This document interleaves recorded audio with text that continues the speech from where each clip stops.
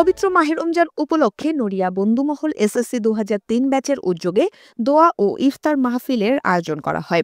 অনুষ্ঠানটি সার্বিক পরিচালনা করেন রিটন হোসেন ভূঁইয়া, আলী খালাসি, জামাল মিরবহর, তাজুল শিকদার, শহীদুল ইসলাম সুলতান মাহমুদ সজীব।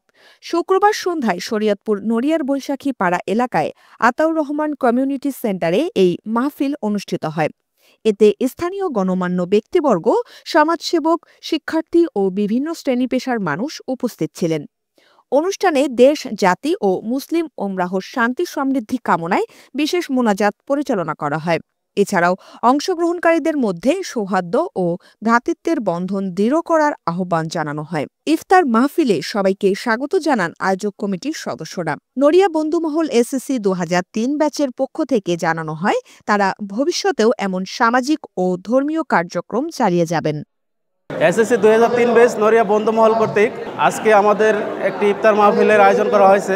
আমাদের ২০০৩ ব্যাচ পুরো শরীয়তপুর জেলায় আমরা অত্যন্ত সংগঠিত।